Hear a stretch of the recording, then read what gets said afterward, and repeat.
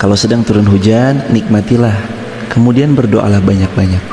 Karena kata Nabi, "Sintani la turaddani." Ada dua doa yang tidak akan pernah Allah tolak. Yang pertama, ketika azan berkumandang. Yang kedua, wa tahtal matar, ketika sedang turun hujan. Maka ketika turun hujan, berdoa banyak-banyak.